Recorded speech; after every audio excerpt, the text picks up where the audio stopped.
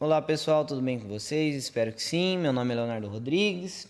Nós vamos hoje para mais um conteúdo aí, né, sobre contração muscular, né? E nós vamos dar continuidade aos assuntos dito anteriormente. Então nós vimos potenciais bioelétricos, né? Os potenciais excitatórios e os potenciais de ação, zona de gatilho, né? Uma revisão rápida aqui dos conteúdos, as sinapses, que são as conexões nervosas, e nós vimos também que o sistema nervoso se comunica com os órgãos através dessas células nervosas, né? As células somáticas. E hoje nós vamos falar sobre a questão dos músculos, ok? Em especial o músculo estriado esquelético. Então nós temos três tipos de músculos, né? O esquelético, o cardíaco e o liso. O liso mais relacionado aos órgãos ocos, né, como intestinos e vasos sanguíneos. O músculo cardíaco relacionado ao coração, né? E o músculo esquelético na musculatura que nos movimenta, né, que nos sustenta, né? Então, o músculo esquelético, ele pode ser chamado de músculo estriado esquelético.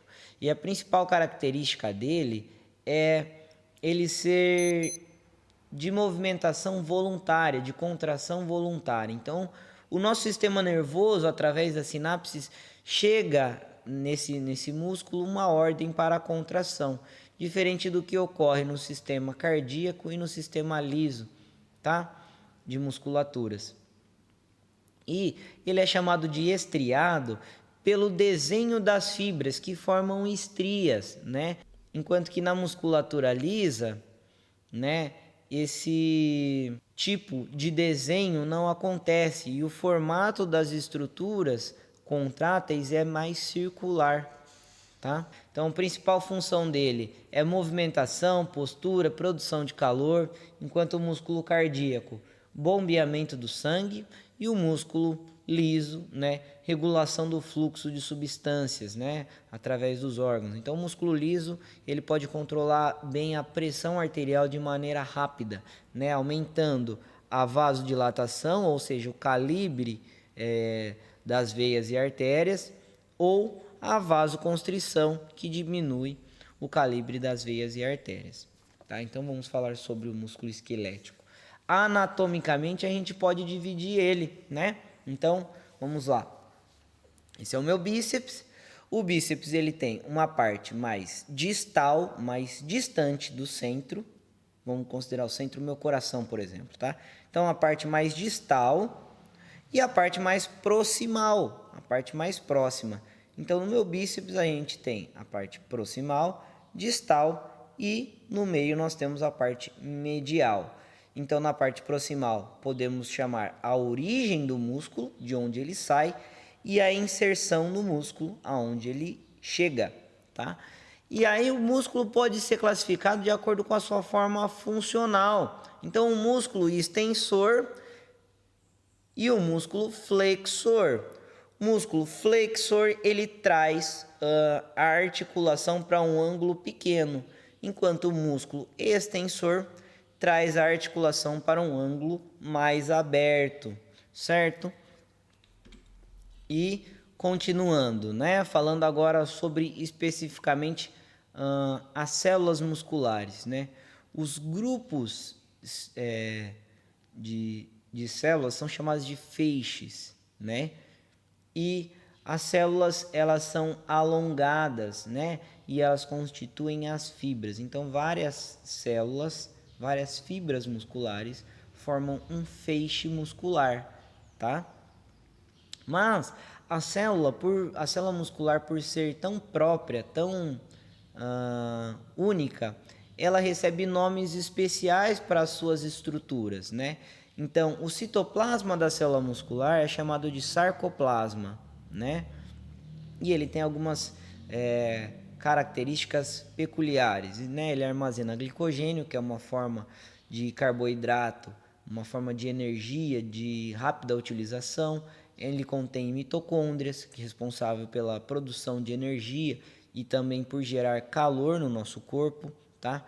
Então nós temos também como estrutura, né, o sarcolema, que é a membrana plasmática única dessa célula, e nós temos também o sarcômero, que é a divisão contrátil dessa célula, né, composta pelos filamentos de actina e miosina. Então, já que falamos de actina e miosina, vamos falar sobre as proteínas contráteis. Nós temos basicamente 4 proteínas que estão dentro da célula muscular, que são responsáveis pelo encurtamento da célula, que dá origem à contração muscular. E essa contração muscular é disparada pelos potenciais de ação. Lembra que eu disse lá atrás?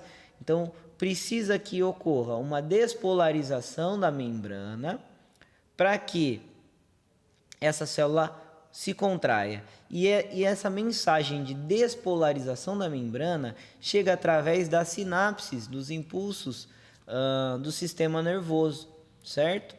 Então vamos lá. Nós temos a actina, que é a proteína mais fina e se liga diretamente à miosina, né? Que é a proteína de filamentos mais grossos, enquanto a troponina e a tropomiosina fazem a regulação e a liberação do acesso aos sítios de ligação. A contração muscular, né, ela acontece através de ligações cruzadas entre a actina e a miosina. Então existe uma ancoragem da troponina e da tropomiosina a essas actina e miosina, né, fazendo com que quando dispara um potencial de ação, libera vamos dizer assim, os sítios de ligação, né, formando essas pontes cruzadas que a actina e a miosina se ligam e deslizam uma sobre a outra. A gente consegue regular a força através de um revezamento. Nós conseguimos, dependendo do estímulo, contrair o maior número de fibras possíveis, mas quando não é necessário, nós conseguimos regular essa resposta. Isso porque ocorre uma alternância, né, um maior ou menor recrutamento de fibras de acordo com o estímulo que nós liberamos nessas sinapses, né, entre o sistema nervoso e o músculo. Tá? E o principal evento da junção neuromuscular, né, da placa motora, né, que é a conexão entre o sistema nervoso e o músculo estriado esquelético, é a transmissão desse sinal. Então, o sinal sai de uma célula nervosa, atravessa, né, essa acetilcolina atravessa a sinapse, liga no sarcolema, né, disparando um potencial de ação dentro da célula que vai fazer com que a actina e a miosina se movimentem, né, uma em relação à outra. Então, o acoplamento, excitação e contração. Então, são 4 fases, tá?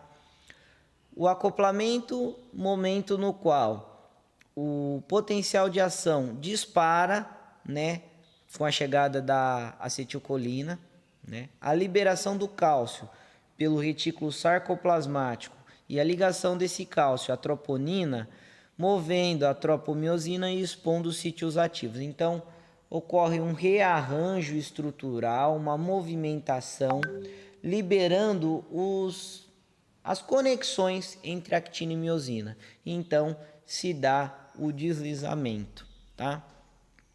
É um processo de 4 etapas. E os fatores envolvidos na força de contração é o comprimento da fibra. Então, quanto mais comprida for essa fibra, maior ela consegue comprimir. Então, mais tensão ela gera, ou seja, mais força essa fibra tem. A somação temporal e espacial. Então, a frequência dos estímulos que nós vimos lá atrás nos potenciais bioelétricos, né? A frequência e a intensidade do estímulo aumenta o número de fibras recrutadas, né? E aumenta o deslizamento, vai fazer com que esse deslizamento seja ainda maior, né? Pela somação temporal, porque a diminuição do tempo entre os estímulos vai fazer com que ele se movimente nessa forma, tá? E o recrutamento de fibras diferentes de acordo com a necessidade, né, com o impulso que é gerado pelo sistema nervoso. Mas o nosso músculo cansa, né? E existem dois tipos de fadiga, né? A fadiga chamada central, causada pelo declínio do estímulo nervoso, ou seja, o cérebro não consegue mais liberar aquela acetilcolina na sinapse para disparar o potencial de ação, né? Por quê? Porque ela tem um tempo de recuperação, essa célula nervosa, para enviar mais, para produzir mais acetilcolina. E existe a fadiga periférica, que ocorre quando começa a faltar energia dentro da célula, né? Então, não depende do sinal elétrico, o impulso neuromuscular, né? Motor, mas sim da falta de energia, e aí não consegue haver o deslizamento porque não tem energia dentro da célula. Os tipos de contração muscular, nós temos a contração isotônica, que encurta ou alonga o comprimento, mas mantém a tensão. Então, levantar pesos ou abaixar pesos é característico dessa contração. E a isométrica, né, que nada mais é do que não alterar o comprimento muscular, mas mantê-lo tenso. Então, a suspensão de um objeto, eu posso simplesmente esticar o meu braço e aí eu estou fazendo a suspensão de um objeto, ela é isométrica, eu não estou movimentando. Agora, se eu fizer assim, eu estou fazendo uma contração isotônica, tem movimento relacionado.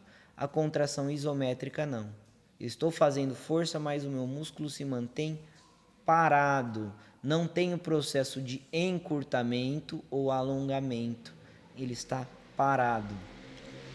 Se você gostou desse formato de conteúdo, deixe seu like no vídeo, comenta para eu saber quais assuntos você quer que seja abordado aqui e eu vou dar continuidade nesses conteúdos aí relacionados aos potenciais bioelétricos, às sinapses, sistema muscular, né, contração e tudo mais.